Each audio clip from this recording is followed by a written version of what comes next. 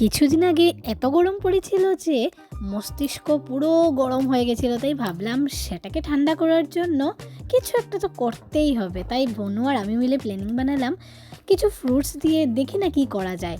তো যেমন ভাবা তেমন কাজ, আমি আর বনু মিলে বানিয়ে ফেললাম মিল্ক ফ্রুট পুডিং।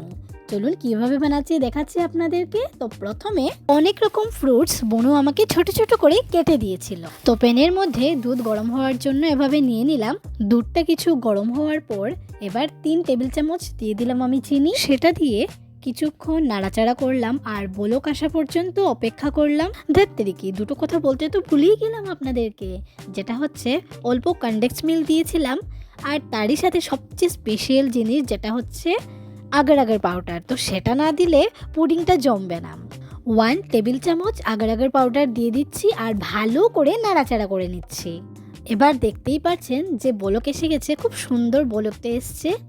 কনসিস্টেন্সিটা দেখতে পাচ্ছেন তো, ঠিক সেরকমই কনসিস্টেন্সি রাখতে হবে, তাহলেই পুডিংটা জমবে। মোটামুটি কম আছে 5-7 মিনিট আমি রেখেছিলাম।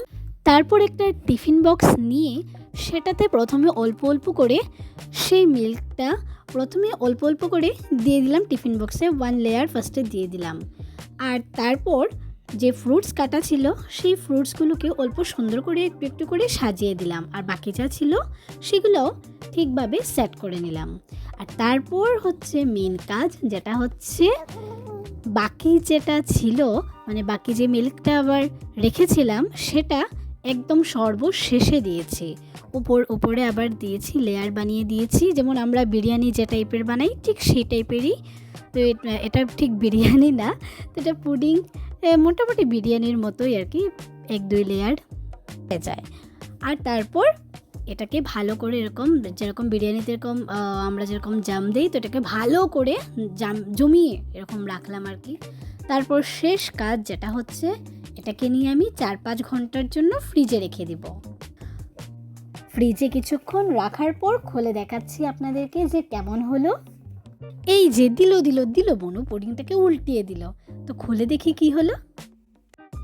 বাহ, কি ভালো হয়েছে দেখতে! আপনারা দেখতে পাচ্ছেন তো, খুব সুন্দর জমেছে। সত্যি অপূর্ব লাগছে না দেখতে, আপনারাই বলুন। এবার কেটে দেখাচ্ছি আপনাদেরকে। তো বনু একটা ছুরি নিয়ে কেটে দেখাচ্ছে আপনাদেরকে, ভেতরটা কেমন সেটাও তো দেখতে হবে। এই পুডিংটা ছোট থেকে বড় কেউ বলেনি যে ভালো হয়নি, সবাই বলেছে খুব ভালো হয়েছে। আর ভেতরটাও তো দেখতে পাচ্ছেন, এটাও ফ্রুটসে পুরো ঢাকা রয়েছে। বাচ্চারা তো ফার্স্টে বুঝতেই পারেনি যে এটা ফ্রুটস, বাট খাওয়ার পর যখন বুঝেছে, যারা ফ্রুটস খায় না ওদের তো পুরো মাথায় বাড়ি পড়েছে। তো ভিডিওটি কেমন লাগলো আপনারা নিশ্চয়ই কমেন্টে জানাবেন আর আমাদের পেজটিকে অবশ্যই ফলো করতে ভুলবেন না কিন্তু। Tata, by.